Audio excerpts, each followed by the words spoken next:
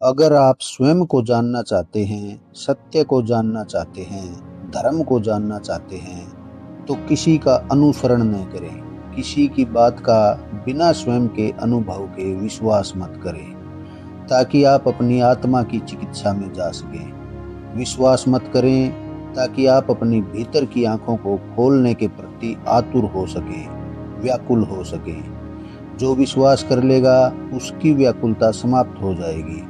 विश्वास अंधा है, विश्वास नहीं। हमें चाहिए अत्यंत तेज विचार, हमें चाहिए अत्यंत जागरूक चिंतन, चाहिए खोज, अनुसंधान। लेकिन हमें तो अब तक सिखाया गया है कि विश्वास करो। सारे धर्मगुरु, धर्मशास्त्र तो यही कहते हैं कि विश्वास करो। निश्चित ही विश्वास से कुछ हित होगा, तभी तो वे ऐसा कहते हैं। हित तो अवश्य होता है, आपका नहीं, धर्मगुरुओं का। स्वार्थ है आपका नहीं, धर्मगुरुओं का। इसे इस कहानी से समझा जा सकता है। एक बहुत बड़ा विचारक एक छोटे से गांव में रहता था। वह एक दिन सुबह सुबह अपने गांव के तेली के पास तेल खरीदने गया था। तेली की दुकान लगी थी।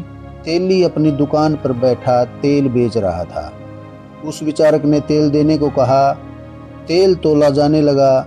तभी उसने देखा कि पीछे तेली का बैल दुकान के पीछे ही कोल्हू को चला रहा है, लेकिन कोई उसे चलाने वाला नहीं था। बैल खुद ही चल रहा था। विचारक ने तेली से पूछा, बड़े आश्चर्य की बात है, आदमी जब बैल को जबरदस्ती चलाता है तब वह चलता है, यह अपने आप चल रहा है स्वेच्छा से। बड़ी खूबी की बात है, ऐसा बैल मैंने कभी नहीं देखा। वह तेली हंसा और उसने कहा कि यह स्वेच्छा से नहीं चल रहा है, इसमें एक तरकीब काम कर रही है।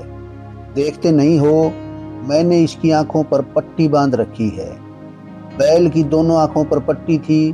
तेली ने कहा, बैल को दिखाई नहीं पड़ रहा है कि पीछे कोई है या नहीं। वह मान रहा है कि पीछे कोई है, लेकिन उस विचारक ने कहा कि कभी रुककर भी तो जांच कर सकता है कि कोई पीछे है या नहीं। कभी जांच नहीं करता रुककर। बड़ा विश्वासी बैल है, बड़ा श्रद्धालु बैल है। उस तेली ने कहा, नहीं, श्रद्धा का सवाल नहीं है। देखते नहीं, मैंने इसके गले में घंटी बांध रखी है। चलता रहता है तो घंटी बजती रहती है, मुझे आवाज सुनाई पड़ती रहती है। और जब खड़ा हो जाता है और घंटी बजती है तो मुझे पता रहता है कि बैल चल रहा है। उस विचारक ने कहा, अरे कभी ऐसा नहीं कर सकता बैल कि खड़ा हो जाए, गर्दन हिलाता रहे ताकि घंटी बजती रहे और तुमको धोखा दे दे। उस तेली ने कहा, महाशय आप जल्दी दुकान से जाइए, कहीं आपकी बातें बैल सुन न ले। ये बड़ी खतरनाक बातें हैं। आप मेरी दुकान बंद करवाना चाहते हैं। किसी तरह रोजी रोटी चला लेता हूँ, तुमसे मेरी क्या दुश्मनी है, क्यों ऐसी बातें करते हो? और आइंदा किसी और दुकान से तेल ले लेना, यहाँ मत आना। क्या भरोसा बैल सुन ले तो मुश्किल हो जाए। धर्मगुरु भी आदमी को चला रहा है बहुत दिनों से, और बिल्कुल नहीं चाहता कि कोई विचारक उसकी दुकान पर आए और तेल खरीदे। आदमी का शोषण किया जा रहा है, उसकी आंख पर पट्टियां बांधकर, उसके गले में विश्वास की घंटी बांधकर, अंधे विश्वास की आदमी का शोषण किया जा रहा है। हमारे बीच जो सबसे ज्यादा चालाक आदमी है, उन्होंने बहुत पहले यह बात समझ ली कि धर्म के नाम पर आदमी का बहुत अद्भुत रूप से शोषण किया जा सकता है। वे सिर्फ शोषण कर रहे हैं, इसमें उनका हित है। किस किस भांति उन्होंने शोषण किया है, अगर यह बात किसी दिन पूरी तरह स्पष्ट हो जाए तो हम घबरा जाएंगे। तब हमको दिखाई पड़ेगा कि शायद धर्मगुरुओं से ज्यादा अधार्मिक लोग जमीन पर कोई नहीं है। वे तो निश्चित ही कहेंगे कि विश्वास करिए, लेकिन उनके कारण आपका शोषण होता चला गया। उनके कारण ठीक ठीक धर्म का जन्म नहीं हो पाया, जो और भी दुर्भाग्य की बात है।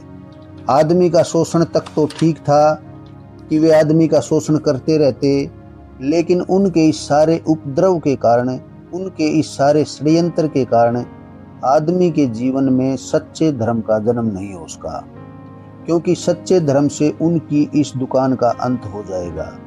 क्योंकि सच्चा धर्म विचार पर खड़ा होगा, सच्चा धर्म चिंतन की बुनियाद पर खड़ा होगा, सच्चा धर्म होगा वैज्ञानिक, उसमें विश्वास अंधविश्वास इन सब के लिए कोई जगह नहीं रहने वाली है। इसलिए निरंतर उन पुरोहितों का हम चाहें वे किसी धर्म के हों, चाहे वे किसी तरह के मत से संबंधित हों, इससे कोई फर्क नहीं पड़ता। उनका वर्ग निरंतर विचार के विरोध में रहा है और विश्वास के पक्ष में रहा है। जरूर उनका हित है, लेकिन आपका हित नहीं है, मनुष्यता का कोई हित नहीं है और न ही धर्म का ही कोई हित है। इसलिए हम रोज पिछड़ते। विज्ञान तो खड़ा है विचार पर, चिंतन पर, मनन पर। विज्ञान तो रोज गति करता गया और धर्म रोज पिछड़ता चला गया। क्यों? अगर धर्म भी विचार और वैज्ञानिक दृष्टिकोण पर खड़ा होता तो धर्म तो परम विज्ञान बन जाता, वह तो कभी का सुप्रीम विज्ञान बन गया होता। जीवन में उसकी वैज्ञानिकता हर एक के हृदय में पहुंच गई होती। लेकिन नहीं, एक वर्ग है शोषकों का जो उसे नहीं पहुंचने देगा, वैज्ञानिक नहीं बनने देगा, क्योंकि उसका वैज्ञानिक बनना उनकी मौत के सिवाय कुछ भी नहीं है। विचार कीजिए।